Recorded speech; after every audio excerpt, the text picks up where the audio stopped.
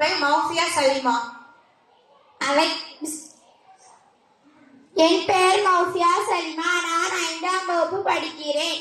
அவைக்கண் அமர்ந்திருக்கும் மதிப்புக்குரிய பெரியோர்களுக்கும் அன்பார்ந்த ஆசிரியர்களுக்கும் எனது இனிய நண்பர்களுக்கும் மற்றும் என்னை ஈன்றெடுத்த தாய்மார்களுக்கும் எனது முதற்கண் வணக்கத்தை தெரிவித்துக் கொள்கிறேன். தை பிறந்தால் வழி பிறக்கும் என்பார்கள். அந்த தை திருநாளை வரவேற்கும் விதமாக தமிழர் திருநாள் பொங்கல் பண்டிகையின் சிறப்புகளை பற்றி உங்களோடு சில நிமிடம் உரையாட வந்துள்ளேன். பொங்கலின் தத்துவம். பொங்கல் என்பது வெறும் உணவல்ல, அது ஒரு தத்துவம். மண்பானையில் பச்சரிசி வெந்து பொங்கி வரும்போது நம் எழுப்பும் பொங்கலோ பொங்கல், பொங்கலோ பொங்கல் என முழக்கம் நம் வாழ்விலும் மகிழ்ச்சியும் செல்வமும் பொங்கி பெற வேண்டும் என்ற உரிய எண்ணத்தின் வெளிப்பாட்டாகும்.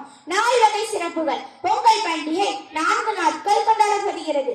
போகி பண்டிகை பழைய கழித்தலும் புதிய புகுதலும் என்பதற்கேற்ப உள்ளத்தில் இருக்கும் தீ எண்ணங்களை நீக்கி தூய்மையை போற்றும் நாள். தை பொங்கல் நமக்கு உணவளிக்கும் கதிரவனுக்கும் சூரியனுக்கும் இயற்கைக்கும் நன்றி செலுத்தும் நாள். மாட்டுப் பொங்கல் உழவனுக்கு உற்று நண்பனாக இருக்கும் கால்நடைகளை தெய்வமாக மதித்து போற்றும் நாள். காணும் பொங்கல் உறவுகளையும் நண்பர்களையும் சந்தித்து அன்பு பாராட்டும் நாள். இயற்கையுடன் பிணைப்பு. இன்றைய நவீன உலகில் நம் இயற்கையை வாழ்ந்து கொள்கிறோம்.